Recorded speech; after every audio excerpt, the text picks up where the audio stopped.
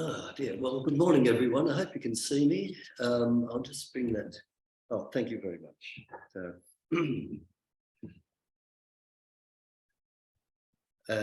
Welcome along, everyone. It's good to know that we've got you at home there, and we've got some wonderful people here today. Thank you all for showing up, and thank you for showing up on Zoom. One of the things I'll be talking about is from the 4 agreements, which I'll mention a little bit later. And one of them is always do your best. And sometimes our best isn't always brilliant, but we show up and we do it. So here we are. Now today it's one of those days, the March is already here, which is ridiculous because we're moving on into the year, we're into the Lenten season, which means prayer and fasting, which I'll talk about earlier. And also it's judgment and wisdom are the two, ancient wisdom and judgment. These are all coming up in this talk today. And that on the screen is one of those Mexican pyramids. And I'll tell you about that later. There's a story there. So as you know, we talk about the 12 powers. They're wonderful things for us. And we'd like to thank Jeanette because she's given us a wonderful, illustration up on the back wall there. And there they are in their colors and in all their glory. And I think I'll remember them now because it's in my face every time I come in here. We know all the powers work together. And Unity co-founder Charles Fillmore writes that wisdom and love are a balanced condition. The color of the month, as I said, is yellow, which is the color of the solar plexus, the seat where wisdom, judgment is found. And James, the son of Zebedee, that wonderful name, means an English form of Jacob, represents the faculty of judgment in the solar plexus. Charles Fillmore, when you read his works, he certainly did a lot of study. And I can see where some of the information that he puts in his books was out at that time. It was a wonderful time when the Fillmores and all those people started the New Thought. There was just so much being presented in the open. And Charles says the vital center of us, which the subconscious part of our mind connects with the physical body, is that solar plexus. And we know the dread, sometimes we get there. It's a terrible feeling. And it's very hard to control sometimes. And we have to really take dominion, which is the power of the month, and take control and move on. Now, how do we do this? Well, as Easter is a big time for us, a big opportunity for us. It's called the Lenten season. And we may have to use a mantra many, many times as we journey through what is 40 days in the old-fashioned way of prayer and fasting. This is not mentioned in the Bible, but was introduced by the early Christians as being symbolic of the time that Jesus spent in the wilderness, preparing for his mission from the Christ consciousness. And I'll be careful here, Beverly's in front of me, our chief numerologists. The number 40 represents a time of completeness. It means the desert metaphysically represents a state of seeming lack out of the soul. We've all had that. Now, we may not be able to pray and fast, which isn't necessarily a good idea, from food, but we can use affirmations and denials and say them over 40 days and see if we can nudge some new energy into the solar plexus. And as far as it being 40 goes, it doesn't really matter. 40 is just something to help us judge the time by. Trying to get material for this talk today has been fascinating. As you know, I've got a reasonably big library and a couple of books I couldn't find, but I found them at the last minute. And one of them, to help us on our way with wisdom, is a book called The 4 Agreements. Now, we have a slide of that. We're getting very clever here. It's here somewhere. Yeah, there it is on the screen there. You probably can't see it, but that's the book. And it's by Don Miguel Rios. And I've had this book for quite some time, and there are 4 agreements in this. And they're very simple, but they're very, very profound. And we'll get to those in a minute. But he wrote this because he considers himself a student of the Toltec lineage.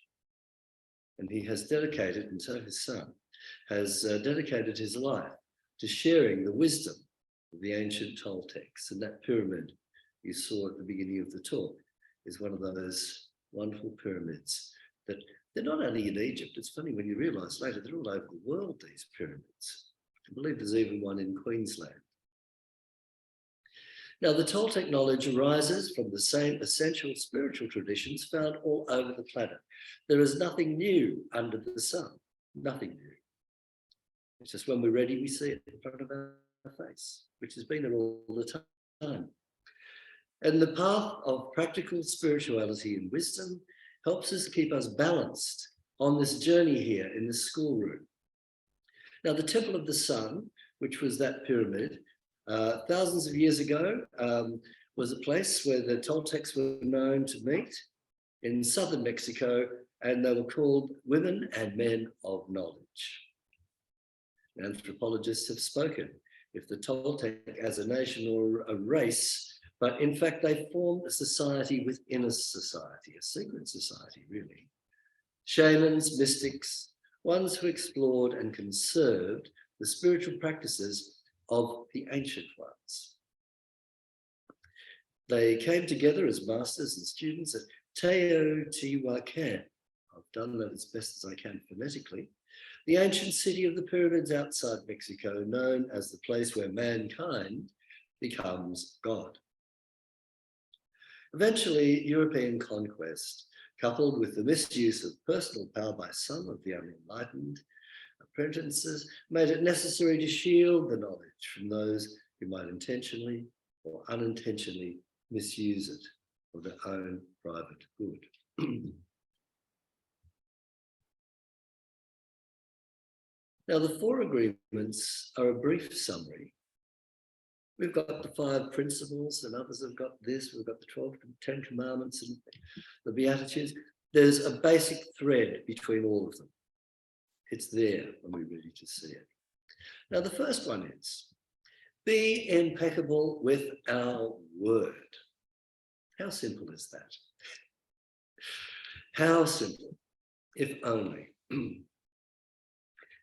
Not only them, the Toltecs, but the Zoroastrians, at around about many ancient years ago, had a simple but powerful code similar. Good thoughts, good words, and good deeds, because our word has power. Words can uplift or destroy. Two-edged sword. And if you look at the word sword, S-W-O-R-D, put the S at the end of it, and we get words. Aren't I clever? And in the Bible it says, turn your swords into plowshares. Plowshares, of course, the farmers giving food, we're not hungry, we're at peace. Now, to repeat, the author says, be impeccable with our word. Now, the word impeccable comes from the Latin peccatus, which means sin. And in Unity, we say sin means missing the mark. The in front of peccatus means without sin. So you can see the connection. Be without sin with our words. Interesting old-fashioned way of putting it, but we get the message. Now, the second agreement, oh, and this is a big one, don't take anything personally. Ho, ho. How hard is that sometimes? Toltec wisdom tells us nothing others do is because of you. What others say and do is a projection of their own reality, their own dream. Some examples in the sporting media. We see people being sledged on the fields, and terrible things are said that we wouldn't even hear. trying to put their opponent off. And sometimes it works, sometimes it doesn't. And that's part of being a champion. We might be the best at what we do, but if we're easily knocked off our perch, there's still some work to go in our balanced approach to becoming a true champion. I remember my music teacher, Margaret Schofield. She was a wonderful, I talk about her all the time.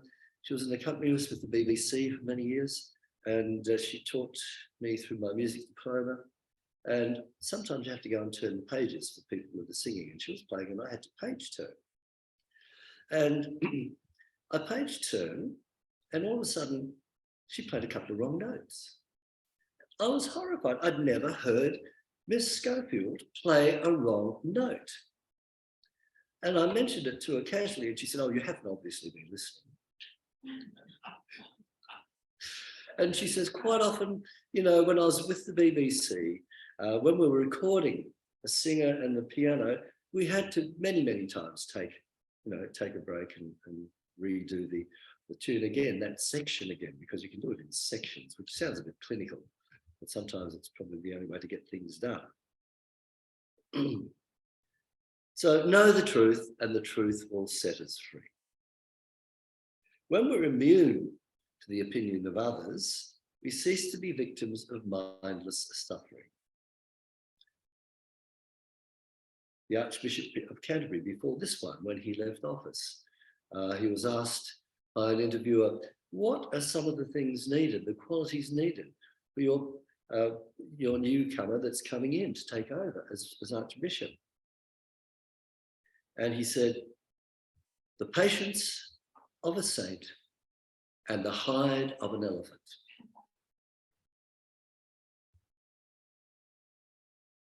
I heard a reaction. Some people know what I mean there. So, okay. Number 3.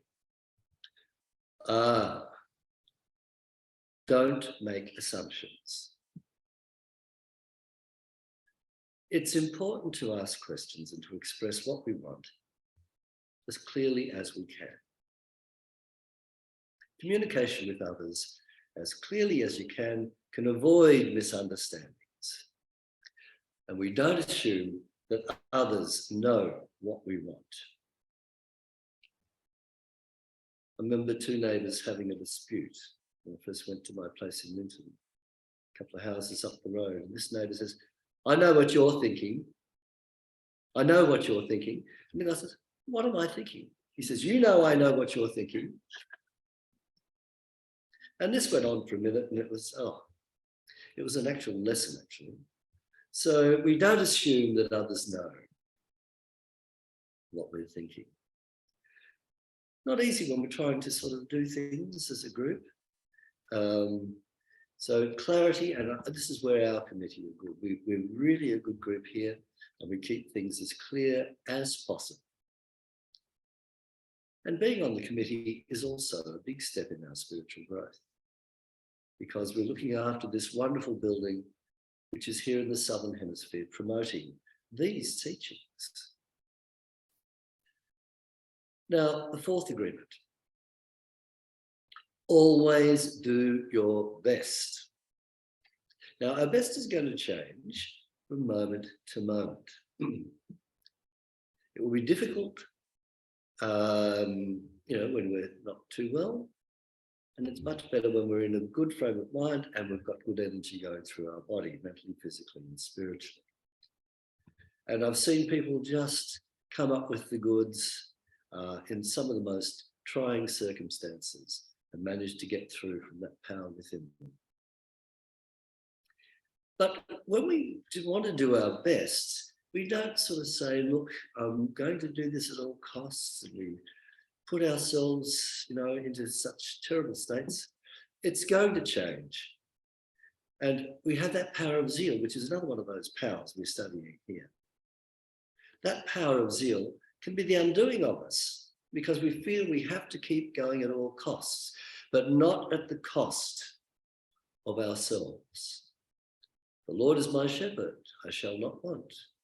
He maketh me to lie down in green pastures, which means, as some of us know, whether we like it or not, our higher self says, that's it. You are out of action for a little bit longer. No one is indispensable. And you now be quiet and be still. Remember the lessons from geese, which we showed a while back. I always like to see that every so often and feature it here. See the formation of the geese. When the one at the front gets tired, it goes to the back and the other one comes up. It's not an ego thing, it's just for the good of all. And that's a very, very powerful little film clip, that, with the geese. And that goes on throughout life. Because there's a time for everything under the sun, as we know. Now, that's the 4 agreements. Now, I believe the book was so successful that he had to come up with something else because he had a huge tax bill to pay. So he wrote another book with the 5th agreement. And I don't have the book here, but I jest, of course. But the 5th agreement is a powerful one. Be skeptical, but learn to listen. Don't believe everyone or everybody else. Use the power of doubt to question everything you hear. Is it really the truth? Listen to the intent behind the words, so we can understand the real message. Jesus said, take heed that no man deceive you, for many come in my name and saying, I am Christ, and shall deceive many.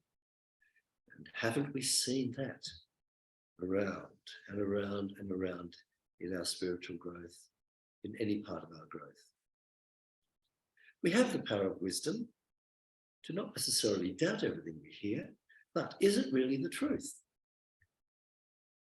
Silent knowledge is always inside us everywhere, waiting for us to do it.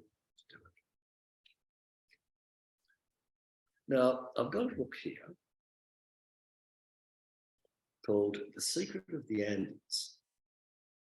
And this is a book I couldn't find. I've had it for years. But I thought, how familiar and practical is this? In this, the author tells us about Proverbs chapter 3, verse 8. It's a strange verse. It's in the King James Version. It says, it shall be health to thy navel and marrow to our bones. So moving back and bringing in where we started with the solar plexus, it's a sort of abdominal brain.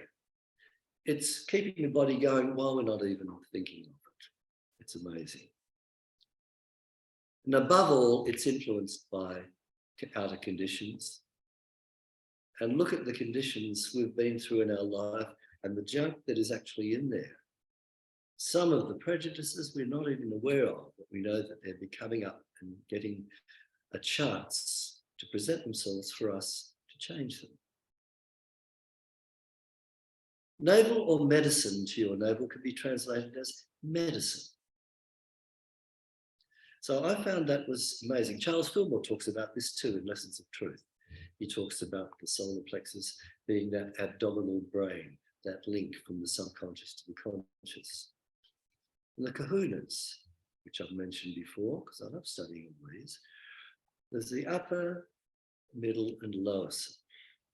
And they claim that you cannot get through to your higher self unless your lower self believes it. And isn't that true? Our beliefs make it. If we're praying and we don't believe it, we're wasting our time. We've got to wait and get into the mood. That's why it's good to have some music, some incense, whatever turns you on to take us to that place. That's why I like in the mornings when the birds are singing, I can drift off into another place. Now, another condition which links this old book with where I am sitting right now, Revelations 22, verse 2. In the midst of the street of it, and on either side of the river, there was the tree of life, which bare 12 manner of fruits, and yielded her fruit every month. And the leaves of the tree were for the healing of the nations. I link this with where we are now, the 12 powers. What are the 12 fruits? Every month the fruits are given. The fruits are the gifts of spirit that shall be given to the nation, and the leaves thereof for their healing. So we are in the right place at the right time to take advantage of these wonderful teachings. And I know we do it every month. Some people get tired of them, but I don't. I think it's wonderful to keep learning and learning of the 12 powers. There's probably more, but as I've said, 12 will do me, thank you, at this point in life. Anyway, to sum up, on our journey, we use everything that can help us. We need the fullness of time to grow and expand.